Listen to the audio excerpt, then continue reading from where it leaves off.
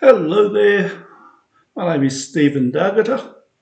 I am the author of the novel Pope Dreams, Pope Peter the Improbable, available online and soon to be available via my website. But if you go to my website, which is https Stephen Dargater, one word, .au, you will find the links to how to get a copy of this book. Now, today I thought I would do a bit on character development and talk about how I came up with one of the characters in the book.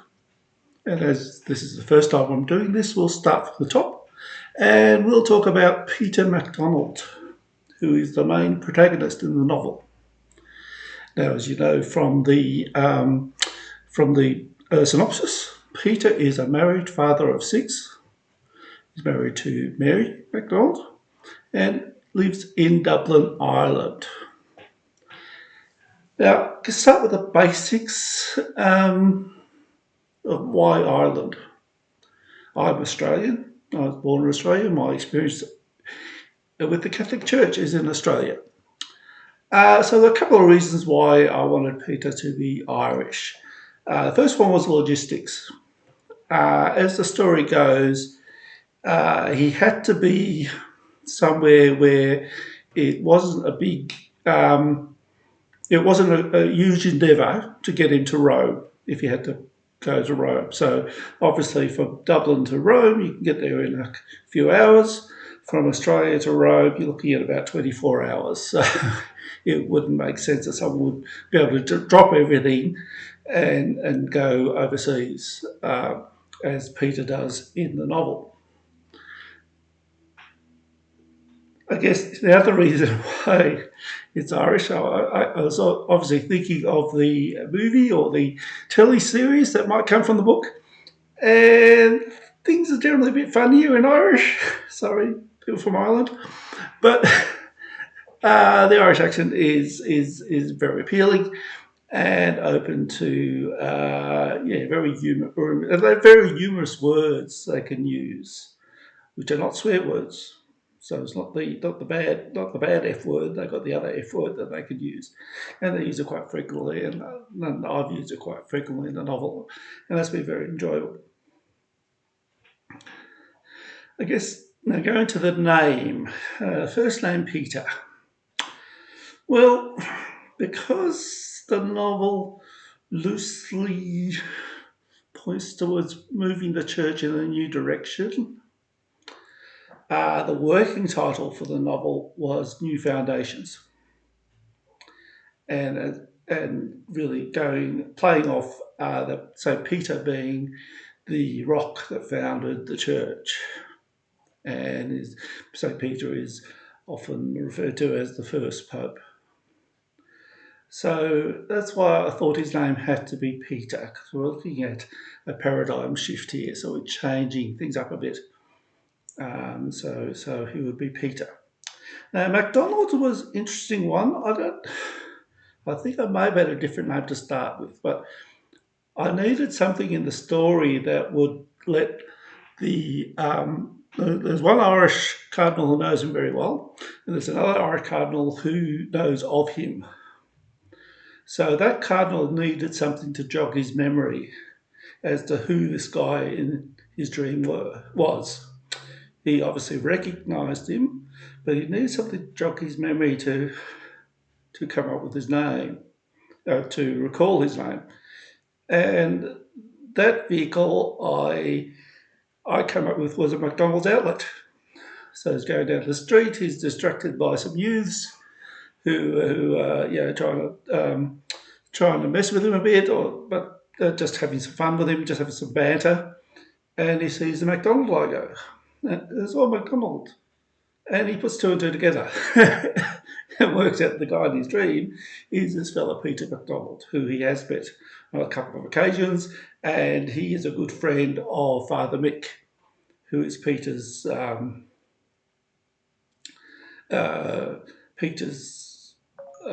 parish priest and mentor.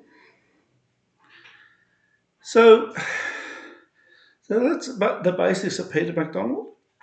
Why does he have 6 children?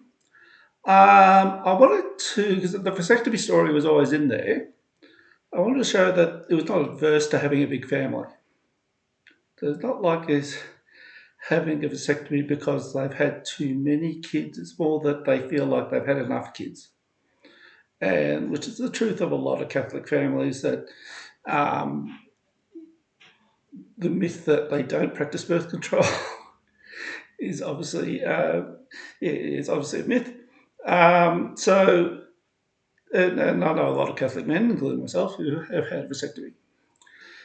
Just when we thought our families are complete. Mine, I thought, was complete with 3 kids.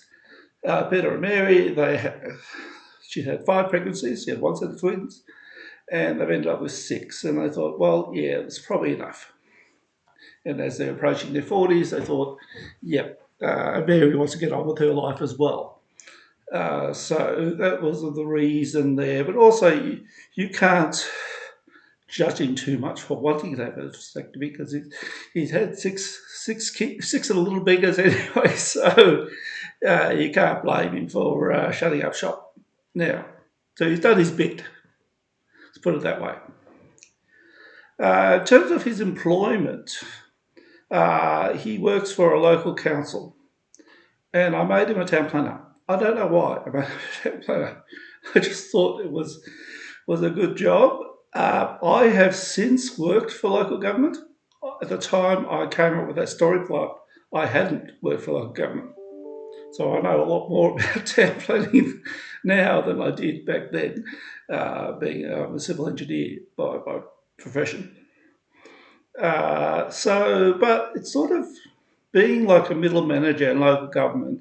It shows he knows a bit about dealing with bureaucracy and dealing with the politics, because a lot of things are done in local government.